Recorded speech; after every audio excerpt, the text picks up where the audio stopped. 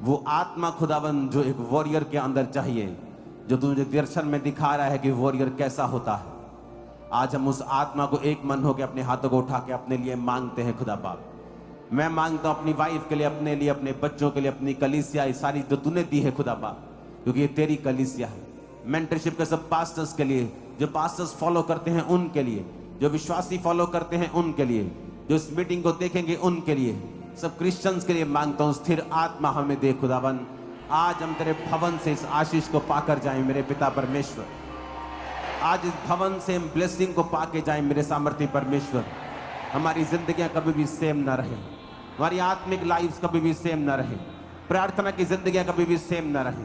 हर तरह के डिस्ट्रैक्शन टूट जाए खुदा बाप, उसकी ताकत हमारी जिंदगियों से टूट जाए मेरे सामर्थ्य परमेश्वर। वो सारी स्पिरिट जो डिस्ट्रैक्ट करती है हमारी लाइफ को छोड़ के जाती रहे खुदाबंद।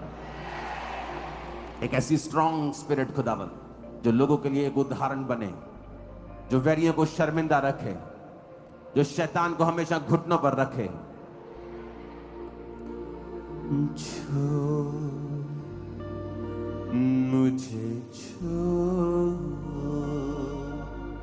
पवित्र आत्मा, छू मुझे आज, मुझे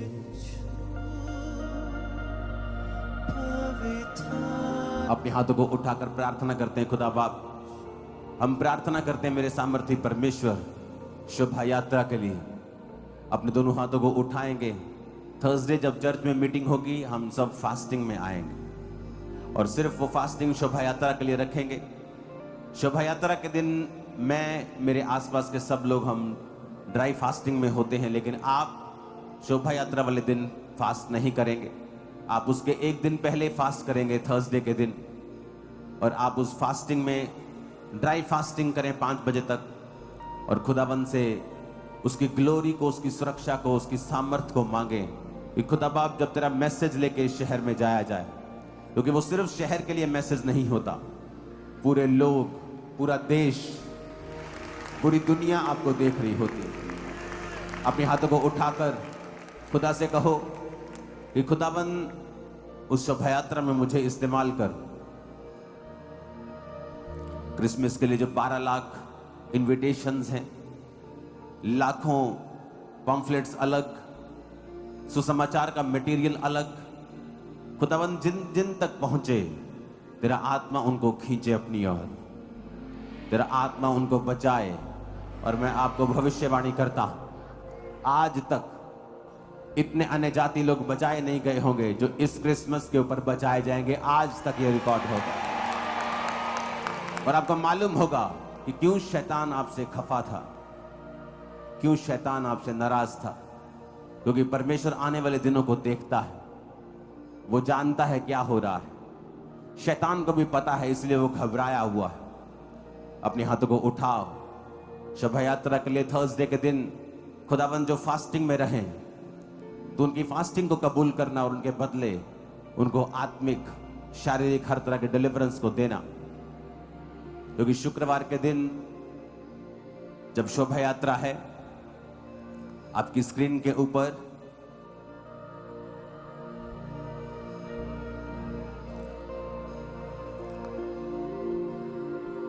उन्नीस दिसंबर को हेड चर्च से शोभा यात्रा को हम निकालेंगे।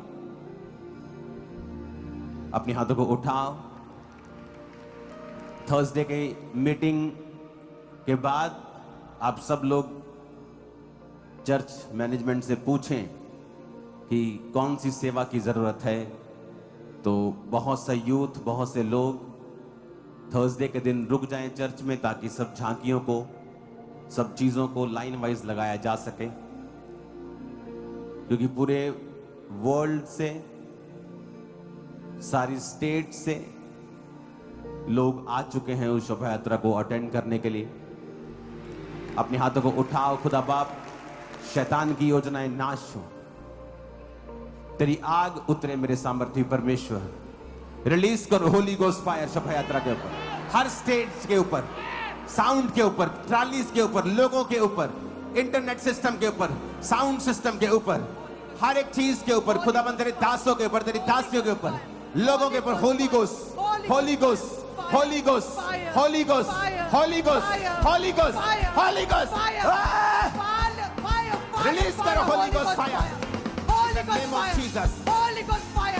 बच्चों के ऊपर, बॉडीज पे, ब्लड पे, ट्रालीज के ऊपर, गाड़ियों के ऊपर, बाइक्स के ऊपर, जो पैदल चलेंगे उनके ऊपर अंधकार की शक्तियां शर्मिंदा हो, अंधकार की शक्तियां शर्मिंदा हो। होली गोस्ट, सारी स्टेजेस के ऊपर होली गोस्ट, सारी स्टेजेस के ऊपर होली गोस्ट, सब लोगों के ऊपर होली गोस्ट।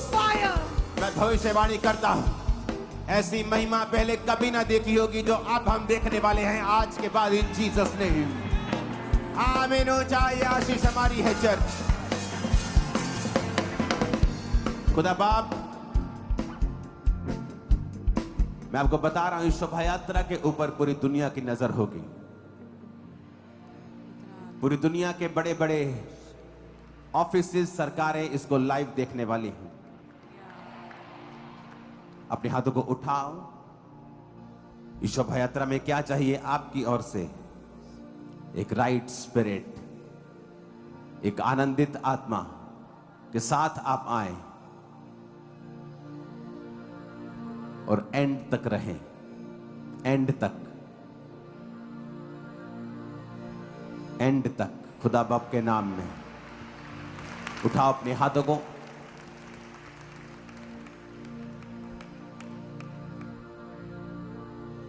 सारे सिस्टम को खुदा बाप, क्योंकि 19 के दिन आप लोगों को इनवाइट करेंगे। एक खूबसूरत वीडियो मैंने देखी इंटरनेट के ऊपर, जहां पर एक चर्च का बिलीवर एक मिठाई के डिब्बे के साथ इनविटेशन अपने रिश्तेदार को दे रहा है। खूबसूरत वीडियो। ये है वीडियो बनाने वाली। विरोधियों को शर्मिंदा करने के लिए गाने लगा लगा के वो वीडियो बनाने वाली नहीं है, क्योंकि हमारा विरोधी कोई इंसान नहीं है। ये है वीडियोस बनाने वाली। वचन शेयर करो, गवाहियां शेयर करो, बोलो जितना बोल सकते हो परमेश्वर के लिए। बहुत से पंजाब के ऑलमोस्ट हर गांव से, हर पिंड तो लोग वो तैयारी कर रहे हैं शोभा यात्रा में आने के लिए। तो अपने हाथों को उठाओ और खुदा से कहो, परमेश्वर तेरी महिमा होने पाए, शैतान शर्मिंदा हो। प्रभु यीशु मसीह के सामर्थी नाम में हम मांगते हैं। अपने हाथों को उठाकर कहो कि परमेश्वर मैं इस्तेमाल होने पाऊं, तो मुझे इस्तेमाल कर और मेरे परिवार को इस्तेमाल कर। आमीन, आमीन।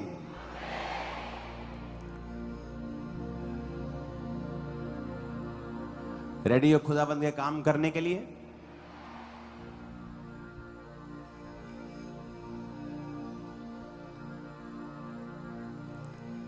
अपने पड़ोसी को बोलो, परमेश्वर के वर्ड में पावर है। हालेलुया। फिर से कहो अपने पड़ोसी को, परमेश्वर के वचन में सामर्थ्य है। इसको मोड चेंज करो प्लीज इसका। फिर से बोलो अपने पड़ोसी को, परमेश्वर के वचन में सामर्थ्य है। दूसरा कुरिन्थिया 11 उसकी 24 और 25 आयत में लिखा है, 5 बार मैंने यहूदियों के हाथ से 39 कोड़े खाए। 3 बार मैंने बैंते खाई, 1 बार मुझ पर पथराव किया गया, 3 बार जहाज जिस पर मैं चढ़ा था टूट गए, 1 दिन रात मैंने समुद्र में काटा। रोमियो 5 उसकी 3 से 5 में लिखा, केवल यही नहीं वरन हम कलेशों में भी घमंड करें, कि ये जानकर कि कलेश से धीरज और धीरज से खरा निकलना और खरे निकलने से आशा उत्पन्न होती है, और आशा से शर्मिंदगी नहीं होती, क्योंकि पवित्र आत्मा जो हमें दिया गया है उसके द्वारा परमेश्वर का प्रेम हमारे दिलों में डाला गया है। गलातिया 6 उसकी 17 आयत में लिखा है, आगे से कोई मुझे दुख ना दे, क्योंकि मैं यीशु के दागों को अपनी देह में लिए फिरता हूं। दूसरा कुरिन्थिया 4 उसकी 17 आयत में लिखा है, क्योंकि हमारा पल भर का हल्का सा कलेश हमारे लिए बहुत ही महत्वपूर्ण और अनंत महिमा उत्पन्न करता जाता है। सब बोलो आमीन। ये परमेश्वर का दास जो पौलुस है वो कह रहा है, वो अपनी सफरिंग्स के बारे में बता रहा है कि किस तरह से उसको परमेश्वर के नाम के कारण जो सफरिंग्स थी, जो कोड़े उसने खाए, जो लोगों ने उसे पथराव किया, उसने कहा वो सफरिंग्स नहीं है बल्कि वो परमेश्वर में एक मेडल है।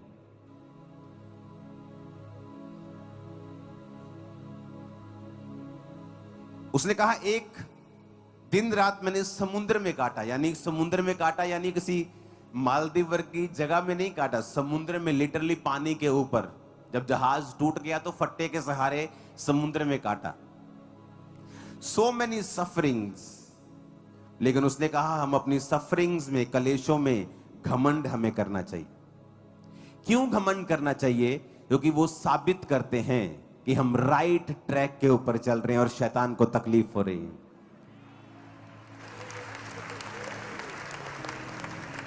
इसलिए वो लोगों का इस्तेमाल करता है। और आपको यह मालूम होना चाहिए कलीसिया को कि लोग आपके दुश्मन नहीं है। जो आपके खिलाफ है वो आपका दुश्मन नहीं है। शैतान आपका दुश्मन है, क्योंकि आप उसको ट्रबल दे रहे हो, आप उसको लोगों के घरों से निकाल रहे हो, आप नशों से लोगों को मुक्त कर रहे हो, आप अपने देश के लिए प्रार्थना कर रहे हो, आप एक अच्छे सिटीजन बन रहे हो, आप एवरीथिंग करेक्ट कर रहे हो, राइट कर रहे हो, इसीलिए उसको आपसे दिक्कत है। उसने क्यों कहा कि मैं यीशु के दागों को अपनी देह में लिए फिरता हूं? पौलुस के कहने का मतलब यह था कि जब आप क्राइस्ट के लिए सफरिंग्स को लेते हैं तो यह प्रूफ करता है कि आपका मैसेज जो है, आपकी सेवकाई जो है वो जेन्युइन है, क्योंकि आप अपने मैसेज के लिए सफरिंग्स लेने के लिए भी तैयार हैं, माफ करने के लिए भी तैयार हैं। यह साबित करता है कि आप राइट ट्रैक के ऊपर हैं। अदरवाइज आप भी बहुत कुछ करने की ताकत रखते हैं और आप कर सकते हैं, दिनों में, सेकंडों में, घंटों में कर सकते हैं, पूरी गेम बदल सकते हैं। लेकिन फिर हम क्राइस्ट की आत्मा के अंडर नहीं रहेंगे, फिर हम कोई और आत्मा के नीचे चले जाएंगे जो परमेश्वर की ओर से नहीं है। कहलवाएंगे मसीही, पर हम फिर वो आत्मा के नीचे नहीं होंगे जो परमेश्वर ने हमें दिया है। हालेलुया।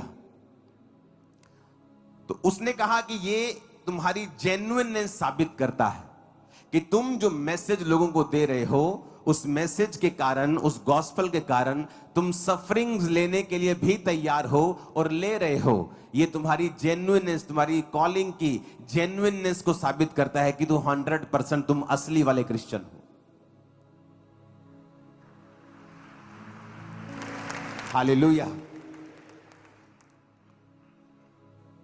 जब थर्सडे में यहां पे आया तो परमेश्वर ने मुझसे कहा कि वो जो पुतले तुम्हारे जलाए गए वो तुम्हारे लिए गोल्ड मेडल है। तो जैसे हम डॉक्टर के पास जाते हैं ना, तो कई डॉक्टर्स के बाहर पट्टी पे लिखा होता है गोल्ड मेडलिस्ट, तो आपका पास्टर अब गोल्ड मेडलिस्ट बन गया है। तो डॉक्टर के बाहर स्पेशल लिखा होता है कि ये डॉक्टर तो है लेकिन ये स्पेशल वाला है जी, ये गोल्ड मेडलिस्ट है, ये ब्रेन का गोल्ड मेडल मिला है इसको। तो ये चर्च अब गोल्ड मेडलिस्ट बन गई है जब से ये विरोध हुआ है। आमीन। क्योंकि क्राइस्ट के कारण ये सफरिंग्स पहले आप अपने परिवार में देखते हैं। 2005 और 2025, इसने मुझे 2025 ने 2005 की याद करवाई है। वही सेम प्रकार की फास्टिंग, ओवर मेहनत, विरोध, झगड़े, लड़ाइयां। लेकिन 2005 के बाद जो हुआ वो पूरे वर्ल्ड ने देखा। अब 25 के बाद जो हुआ वर्ल्ड देखेगा पूरी तरह से। इमेजिन करो आप घर में जाएं और आपकी फैमिली में कोई व्यक्ति आपसे बात ना करे। हर व्यक्ति आपको ब्लैक शीप की तरह, काली भेड़ की तरह देखे। जो परिवार में जिसने नया कुछ शुरू कर दिया, जो अपना बिजनेस नहीं संभाल रहा पूरी तरह से, जो अपने परिवार के एक्सपेक्टेशन को पूरा नहीं कर पा रहा है, जो अलग रास्ते चल पड़ा है। जो पहले जब नशा करता था तो परिवार ठीक था, लेकिन जब उसने छोड़ दिया है तो उसको कुछ पता नहीं है परिवार को, इसने कुछ खाया है, पिया है, कहां से आया है, कहां को जाएगा, कुछ मालूम नहीं। लेकिन आप एक मैसेज लेके चले थे और उस मैसेज के कारण आपने सफर किया फैमिली में। आज कुछ लोग सफरिंग्स नहीं लेना चाहते। कुछ लोगों ने तो अब तक बपतिस्मा नहीं लिया क्योंकि वो बपतिस्मा नहीं लेना चाहते क्योंकि उनका विरोध ना हो। शादी कैसे करेंगे जी? और जब वो प्रेयर लाइन में आते हैं और बोलते हैं हमारे जीवन में बड़ी बड़ी मुसीबत है, खत्म नहीं हो रही, इसलिए तो नहीं हो रही क्योंकि तुमने परमेश्वर के लिए कभी स्टैंड नहीं लिया है। मैंने उस समय डर जाता अगर और स्टैंड ना लेता, आज मैं डिलीवर नहीं होता, मेरा परिवार डिलीवर नहीं होता। आज मुझे किसी डिलीवरेंस की जरूरत नहीं है। कोई फाइनेंशियल डिलीवरेंस मुझे नहीं चाहिए, कोई बॉडी की डिलीवरेंस मुझे नहीं चाहिए, क्योंकि उस समय मैंने स्टैंड लिया, परमेश्वर के वचन पे मैं खड़ा रहा, विरोधियों को श्रापित नहीं किया और परमेश्वर मेरी लड़ाई लड़ता रहा। आप लोग बड़े हैरान होते, आप क्यों कार्रवाई नहीं करना चाहते हैं? क्योंकि मैंने हमेशा परमेश्वर को कार्रवाई करते हुए देखा है अपनी लाइफ में। मुझे 20 साल का एक्सपीरियंस है।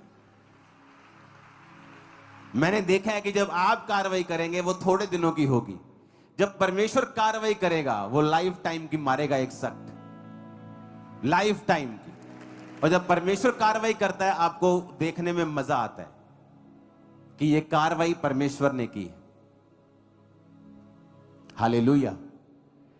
हमारी ये प्रार्थना है सब लोगों की कि कोई नाश ना हो, विरोधी भी नाश ना हो, उसे भी मन फिराने का अवसर मिले, वो भी परमेश्वर के सुसमाचार को समझ सके कि प्रभु यीशु मसीह धर्म बदलने नहीं आए। ये गोरों का परमेश्वर नहीं है, वो इजराइल में पैदा हुआ। इजराइल गोरों का देश नहीं है, वो एशिया में है, वहां गोरे नहीं है। वो मारा गया, वो गाड़ा गया, उसने अपने लहू को बहाया। कहते मुझे पाप माफ करवाने की क्या, मैं कौन सा पापी हूं? वचन कहता है आदम और हवा के ब्लड में था वो पाप और सारी सृष्टि उनसे पैदा हुई है। बुरा पेड़ बुरा फल लेके आता है। जब उन्होंने पाप किया, उस ब्लड से वो पाप पूरे दुनिया में गया और इंसान ने अपनी वो पोजीशंस गवा दी जो आदम और हवा को परमेश्वर ने दी थी। और क्राइस्ट जीसस वही पोजीशन हमें देने के लिए वापस आए। आज जो व्यक्ति परमेश्वर को कबूल करता है उसका धर्म नहीं परिवर्तित होता, उसकी स्पिरिचुअल पोजीशन चेंज हो जाती है। वो उसी पोजीशन में चला जाता है जो आदम और हवा की थी। आमीन। और यही मैसेज आपको देना है। ये आपके लिए एक टेस्टिमनी है। परमेश्वर के वर्ड में पावर है। उसका एक एक वचन जब आप बाइबल में पढ़ेंगे उसको आप इग्नोर नहीं कर सकते। उसके वर्ड में जो कुछ भी उसने लिखा है, कि अगर उसने लिखा है कि तुम्हारा पल भर का हल्का सा क्लेश महत्वपूर्ण और अनंत महिमा उत्पन्न करता जाता है।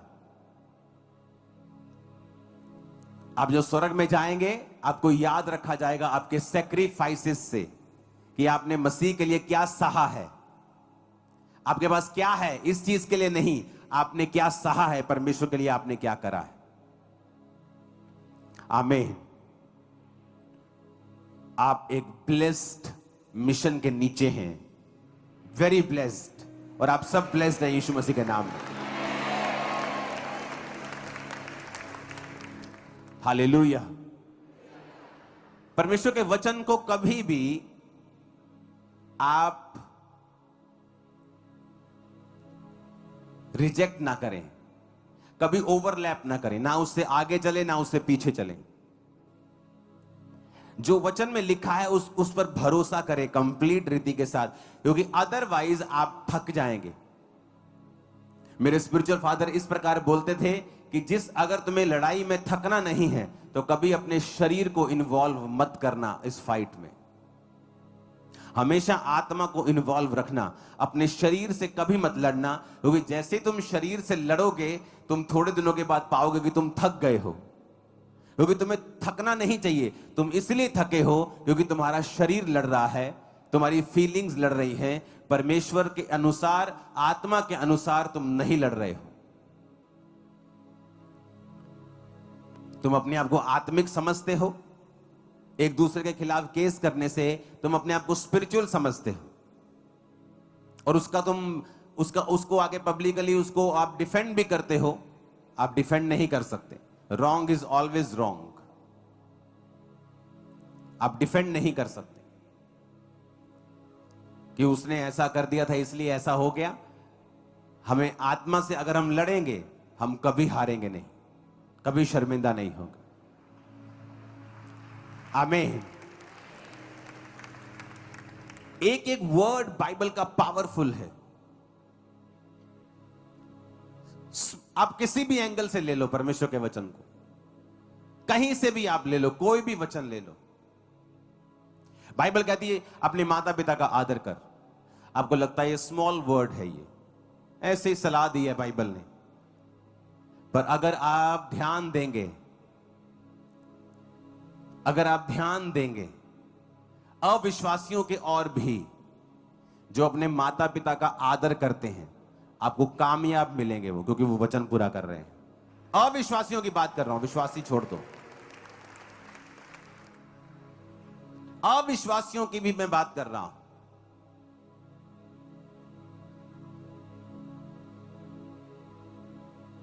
हम बचते हैं इन चीजों से कि हमें अपने माता पिता को डांटना ना पड़े, चाहे हम इस चर्च में पास्टर हैं। कितने मेरी बात को समझ रहे हैं? क्योंकि आपको पावर्स नहीं पता जो बाइबल के वचनों के पीछे मौजूद होती।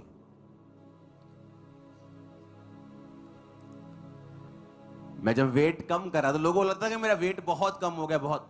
अरे अभी भी मेरा वेट 93 किलो है, कम नहीं हुआ इतना। 25 किलो कम करके भी 93 किलो भार है मेरा।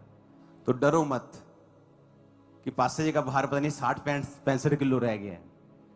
जब 90 केजी हुआ तो मेरी मदर आई, कहती नहीं नहीं नहीं अब नहीं कम करना है। मेरी सासू माँ दूसरी माता आई, बोली, उसने भी सेम, नहीं नहीं नहीं नहीं नहीं नहीं कट करना। जिस दिन उन्होंने बोला कम नहीं करना, ऑटोमेटिकली वो स्टॉप हो गया, बंद। मुझसे हो ही नहीं रही डाइटिंग, बंद हो गई। पता नहीं क्या हुआ वो। तो मैं फिर से उनके पास जाके विनती करने वाला हूं कि कुछ किलो और कम करने दो।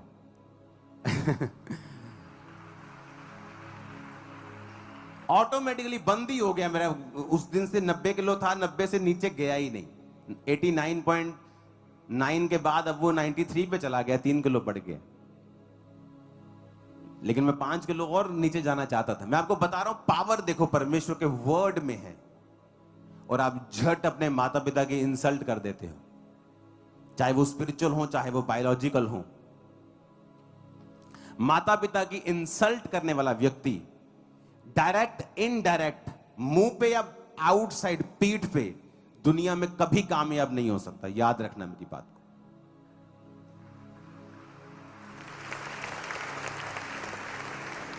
आपको इसलिए कहा जाता है कि बाइबल को पढ़ें, इसे समझें, इसे देखें। इसके वर्ड्स पावरफुल हैं, पावरफुल हैं ये।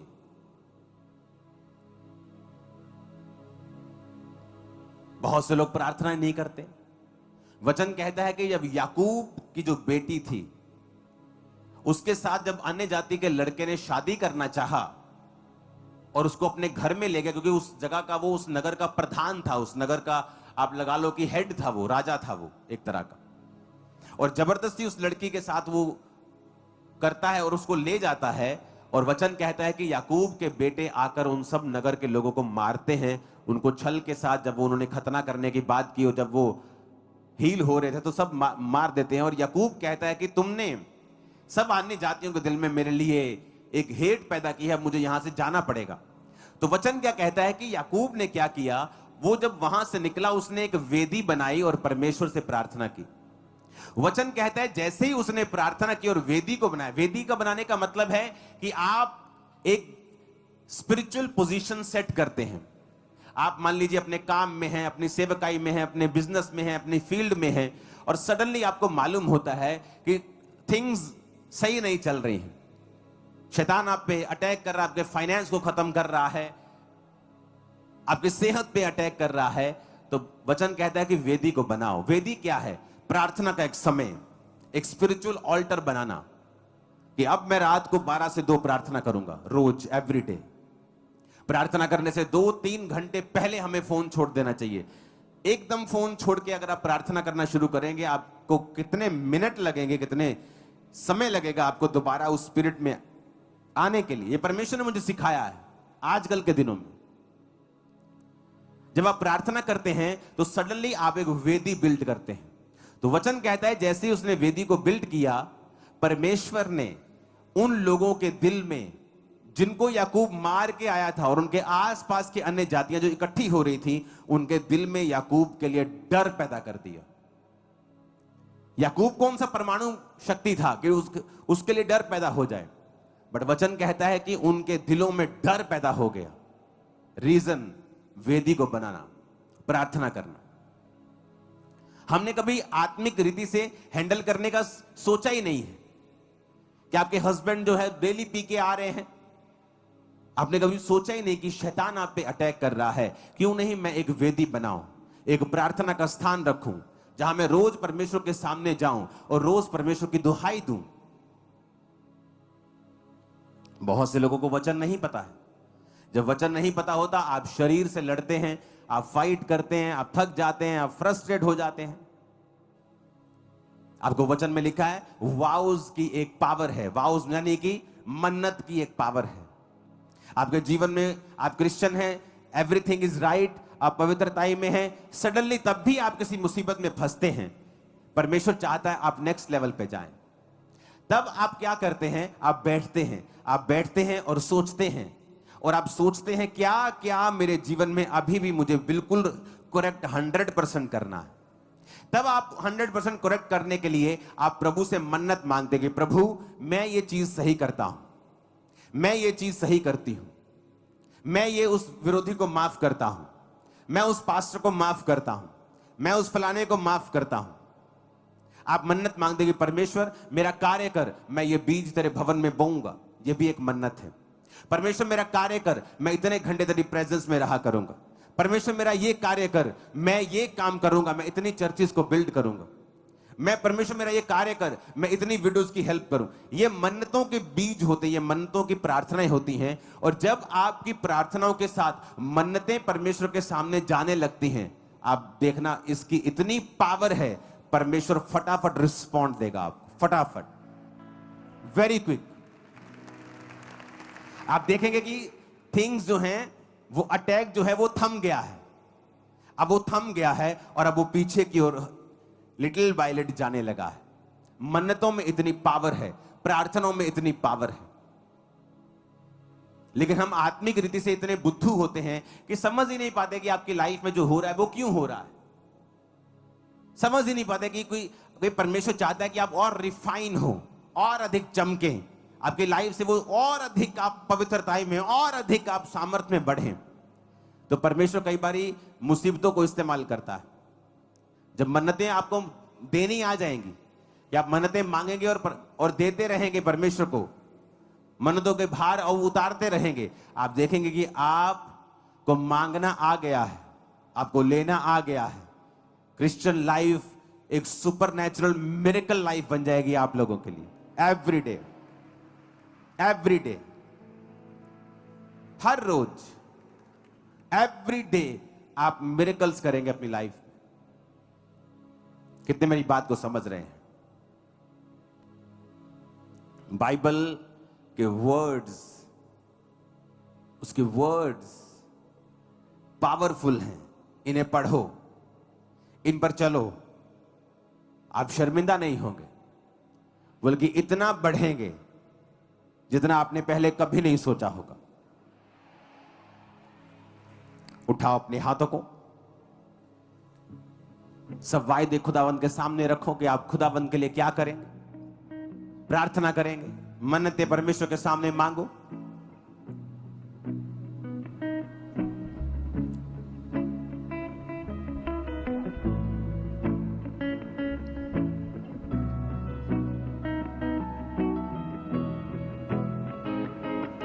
तू पानी पे चल जाए,